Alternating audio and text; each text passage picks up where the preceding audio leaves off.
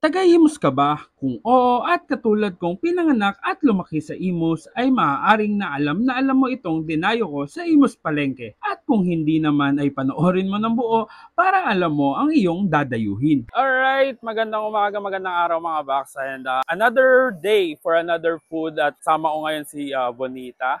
At nandito kami ngayon sa Palengke ng Imus para puntahan yung classic legendary na lugawan dito. Kasi syempre taga-Imus tayo at isa yan sa mga lagi nating kinakainan nung bata pa tayo at ngayon lang ulit tayo makakabalik. So tara, punta na tayo. Let's go! Ako po si Amir Velasco, pamangkin ng Lagring Lugawan dito po sa Imus, Cavite. Ang lugawan po namin ito ay since 1950s pa po. Ang mga lola ko pa ho nagtitinda. Bago tiyahin ko, pang ilang henerasyon ho ako dito.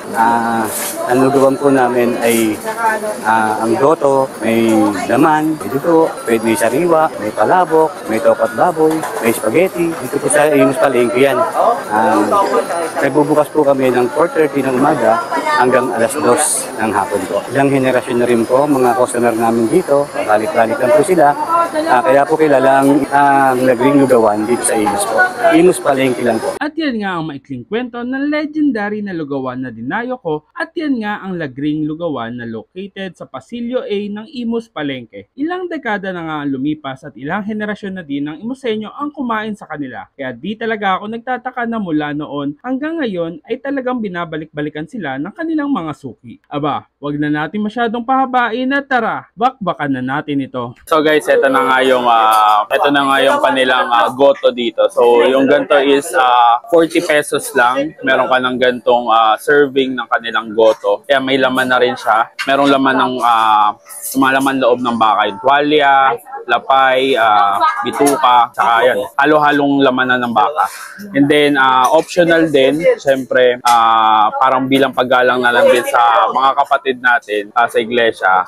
Nakahiwala yung dugo nila dito. So optional siya kung gusto nyo ng dugo. At libre lang din yun kung gusto nyo kumain ito. So ito na. Sobrang nostalgic pag nandito ako kasi naalala ko yung mga elementary days, yung mga bata pa ako. Kasi dito madalas kami nag-aagahan. Before and after pumasok dyan sa may pilot lang.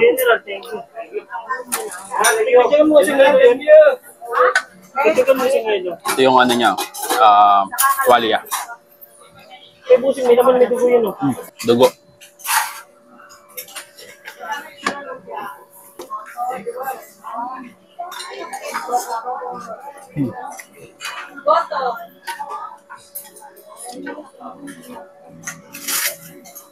Sarap niya. Bukod sa malinamnam na yung mismong lugaw o yung mismong goto, pati yung laman niya, yung mga laman-laman loob, siya sobrang lambot, sa mahirap kainin. Tapos syempre, mas makukumpleto yung lugaw experience natin. Bukod sa tokwa, pag meron tayong lumpiang toge. So ito, 10 piso lang. Parang 50 lang yung kinain ko ngayon, pero grabe. Kain.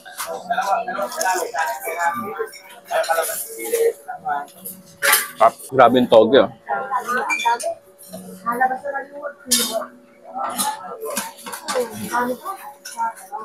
Bagong luto rin yung toge nila, tapos pakalasa ng suka. Sarap. So guys, isa rin pala sa bestseller nila dito, itong kanilang lumpiang sariwa. And sobrang laki ng lumpiang sariwa nila. And ito is 50 pesos lang. And talagang sulit na siya. Tapos meron siyang chicharon sa ibabaw at saka syempre yung special na lumpia sauce. Kita nyo, mixed veggies. Halo-halong gulay talaga siya. Kain tayo.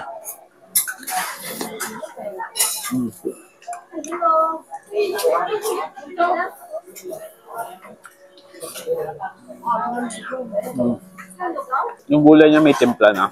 Malasang-malasa. Tapos yung naka-toppings pala, hindi lang siya chicharon, meron din siyang mani. Lalong nagiging nati flavor yung mismong sauce na nakalagay. Tapos yung syempre yung sauce talaga magdadala dito.